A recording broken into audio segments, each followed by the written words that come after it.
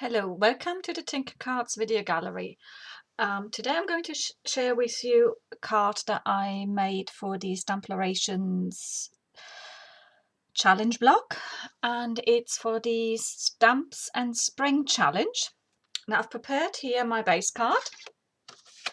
I'm going for the spring colours in bright yellow with some green.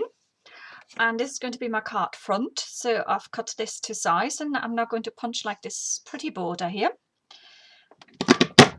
So that is one, and as you can see, this punch it's an X-cut punch by Do Crafts. It doesn't take anything off your front of the card.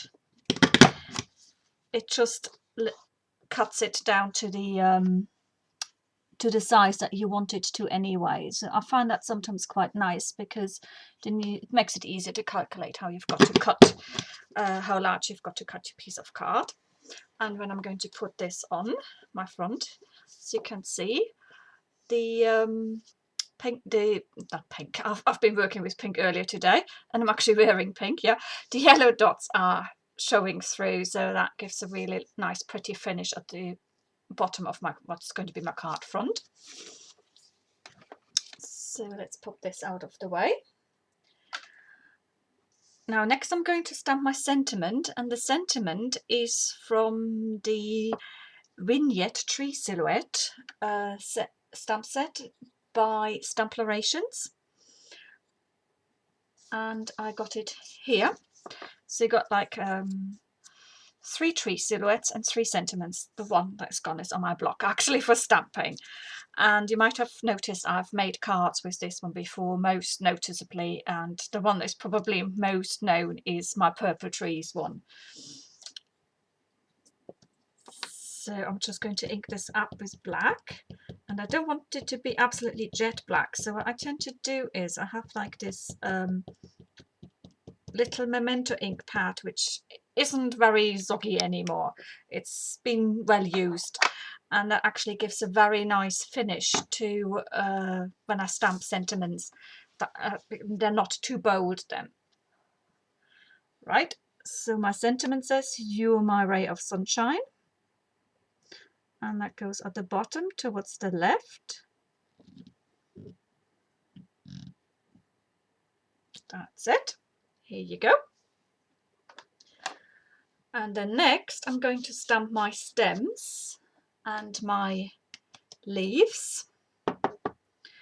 And I'm using the stem stamp from the Eclectic Florals. Now I've slightly curved it, not much. And I'm going to stamp that with a Stampin' Up colour called Wild Wasabi. So I want 3 flowers to go on there. So I'm going to start approximately in the middle. So about here. Yep, that is one. And I'm going to use the same curve and stamp my first leaf. For that I'm going to go slightly lower and have it overlapping coming out that way. That's that. Okay.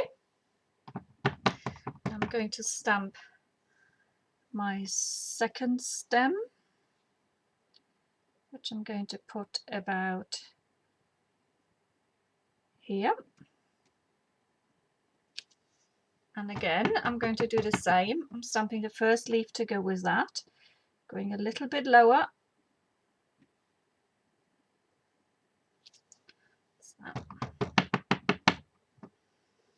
And then my third one goes about here.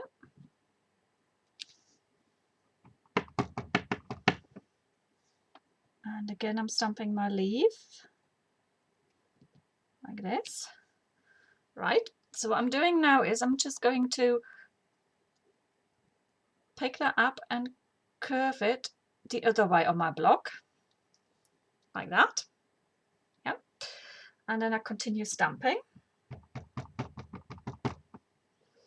And I'm going to do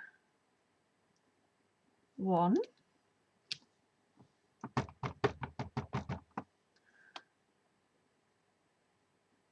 2,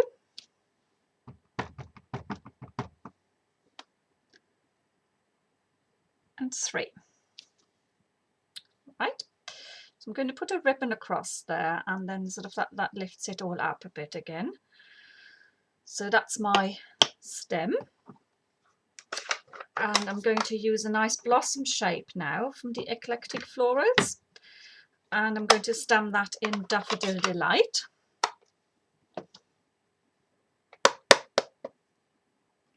Just make sure that it is nicely inked up, and it's going to be a nice bright cheerful yellow that is going to match my base card. And here we go, nice one.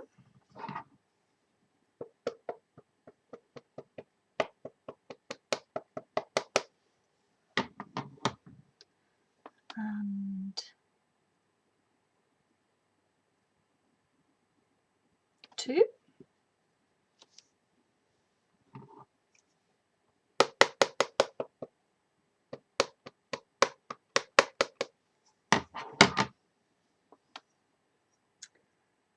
and 3.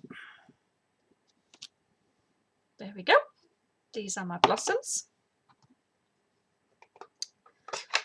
and I'm now going to stick my front down, and I'm going to use glue. I must admit I tried this earlier and I've done it, and I got myself in a bit of a pickle with the double-sided tape, so hence I had to start again, but that's your good luck, your good fortune. So I'm going to use glue, which is also quite good because with this border here it will be difficult to use double-sided tape, so just pop a bit of glue at the bottom there, and then that should be okay.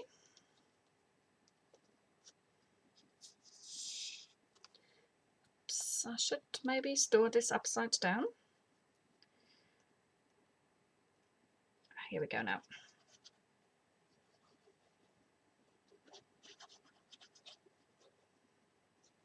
Just a bit.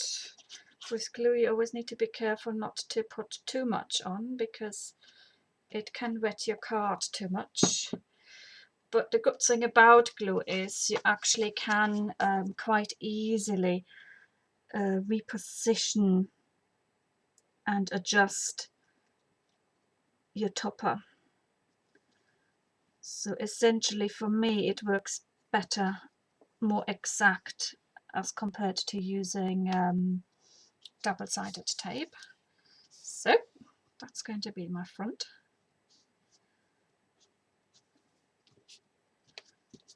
Alright, I'm just going to turn this over and stick it down fully. That's that. And all that is needed potentially is a ribbon and nothing else. So I'm just thinking I'm trying lime green here. I've got this lovely organza ribbon, which I think would just be very perfect for spring because it combines the yellow and the green in one. So I'm just not quite sure whether I want to wrap it around once or twice. So I'm just going to try and see what it will look like.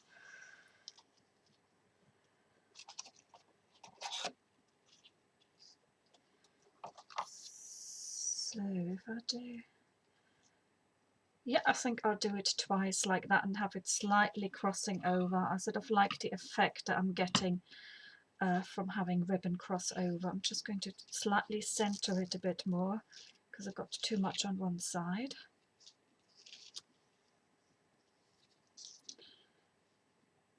And my bow is going to go towards one side.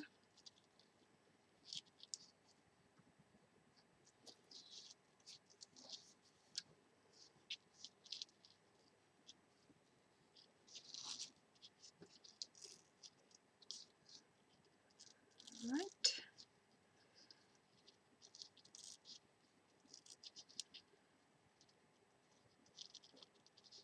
So when I tie bows, I always sort of like pull them probably a bit bigger than I need them, because I know I can adjust them and tighten them a little bit later.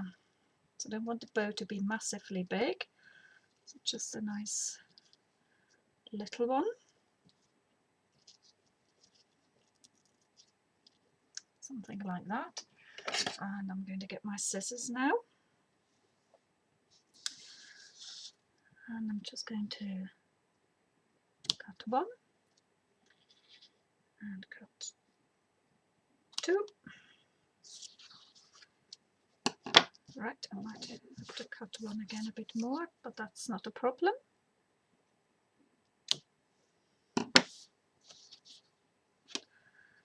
And I'm going to adjust these just ever so slightly shallower. Right, now they can go a bit higher.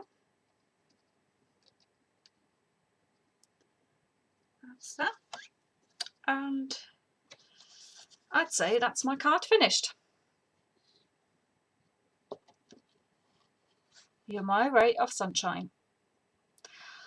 Thanks for watching. I shall be back again soon. Bye.